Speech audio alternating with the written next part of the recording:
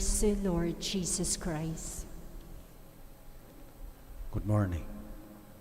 As we celebrate the memorial of Saint Henry II, King, who loved the poor, first reading reminds us that Israel was punished. The Lord allowed Assyria to trample, to seize, plunder, carry off loot, and tread him down like the mud of the streets. Ano sabi ni Amos? Kasi inaapi nila yung mga widows and orphans, yung mga childlike. The responsorial psalm, minsan hindi na natin napapansin yan, sa response na lang tayo. Sabi sa responsorial psalm, widow and stranger they slay, the fatherless they murder. And in the gospel, the Lord reminds us that the will of the Father and the Father himself is only revealed, it's hidden from the wise and the learned and revealed only to the childlike. So, Bible, scriptures is partial to the poor, especially to children and widows and orphans. As we remember the wars in Israel that devastated widows and orphans and the fatherless, let us pray today for the widows and orphans in Ukraine. Also Russia, because 35,000 Russian soldiers have been killed just because Putin wants to incorporate Ukraine into the Russian Empire. That's still in his mind. One person, Vladimir Putin, causing unimaginable misery to widows and orphans, including us. Mamahal yung pandesal.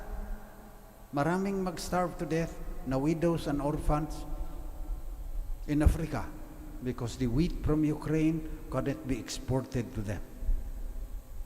So, let us pray especially for the widows and orphans today through the intercession of Saint Henry II, King.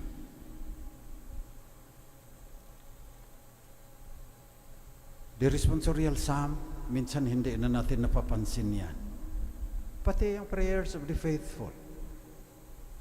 Yung prayers ngayon, tamang-tama din doon sa first reading, responsorial psalm, sinabi ng Panginoon na the little ones, the childlike. Laging sinasabi, the poor, the deprived, and the oppressed, especially the widows and the fatherless. Ngayon, ang uso naman na words, the least, the lost, and the last. Yan pa rin yan. Preferential option for the poor. Mas mamahalin mo raw mamahalin mo lahat ng tao, pero preferential dahil the Lord loves them. Yun ang ibig sabihin. So nakalagay yung preferential option for the poor sa aming constitution. SBD, Society of the Divine Word, paragraph 112. Preferential option for the poor. At yan pinagdadasal natin. Magdadasal ako na ang Ama reveals the mysteries of the kingdom to the little ones. Sa ating prayer of the faithful mamaya. Ang unang kahilingan, that the church may give preferential option for the poor. I think we are not doing much. Paminsan-minsan, may mga feeding tayo, puro ayuda. We only prolong the dependency syndrome sometimes. Second, request, petition, that government leaders may listen to the needs and cries of the humblest citizens. We're praying for the poor again. The last, the lost, the least.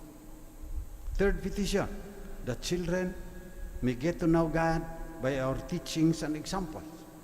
The childlike, the little ones, not only their bodily needs, but also their psychological and spiritual needs. Pagdadasal natin mamaya. Fourth petition, that the sick may find comfort and healing in the care and concern of those who nurse them. Kasama sa poor, yung mahina ang health. Minsan, poor nga para sa akin yung mga milyonaryo na lonely, na mamatay walang nakikiramay.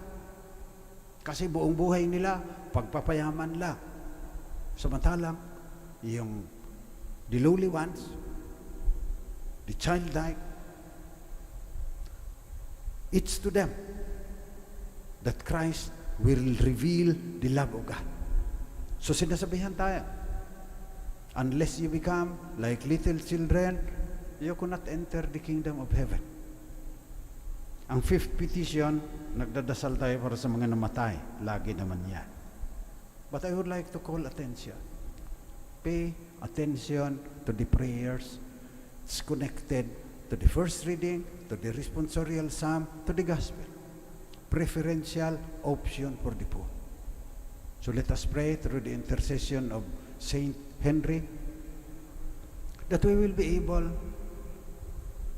to craft strategies so that the poor can liberate themselves. Lagi na lang, mga lumang damit, mga kalawangin na lata ng sardinas, binibigay natin sa kanila. We empower them. That's what the church would like to do for the poor. Kasi siyempre, may feeding ka dahil nagugutom pa yan eh. Paano ang long term niya?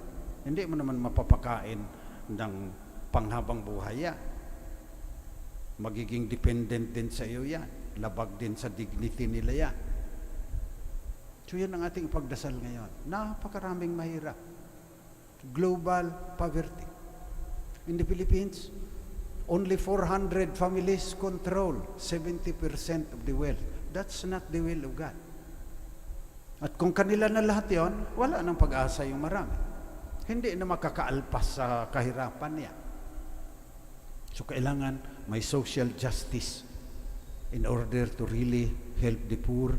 Pagdasal natin yan. Kasi siyempre, may mga baril, may mga security guards, kanila yung army at saka mga pulis, mahirapan tayo. I am not advocating the communist ideology, NPA. Luma na yan. Yung communist ideology, luma na yan. Hindi na uubra ngayon yan.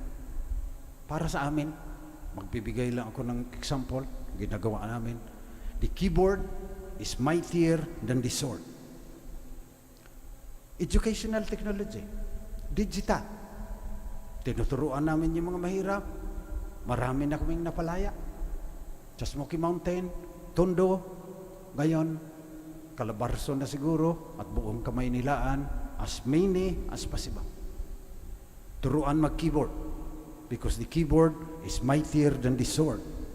Luma na yung makipagbarilan ka. Magdadala lang yan na mas maraming baril at mas malaking baril kaysa iyo. Hindi magandang strategy ang sa NPA. Mas maganda yung strategy ni Krista. Empower them. Teach them the right values, the values of the kingdom. Then give them the skills and competencies. Then they can be liberated from their poverty. Kaya ipagdasal din natin yung ALS program ng Arnold Johnson Mission Foundation. Yan ang kanilang ginagawa. Education for dropouts. Yung preferential option for the poor. Meron kaming 2 malalaking university, meron kaming 9 colleges, may mga high school, pero nag-usap yung mga SBD sa Central Province, sabi, kung preferential option for the poor tayo, bigyang pansin natin yung dropouts. 10 million, 15 to 29 years old in the Philippines have not finished high school. Yan ang aming preferential option for the poor. Si Father Plabe, ang option for the poor, yung widows and orphans noong natukha. Nanganganib ang buhay niya. Preferential option for the poor yan. Sa shrine, nagsisimula na, gagamit ng technology, makipag-partner sa mga farmers, dadalhin sa mga maralita para mas mura yung bilihin dahil nabili na ng mga inchik ata yung mga tindahan, yung mga markets, yung divisoria kanila na. So grabe ang pangangailangan ng dasal. Kung totohanin natin yung sabi ng Panginoon na preferential option for the poor. To the childlike, to the little ones, to the poor, deprived and oppressed, to the lost, the least, and the last.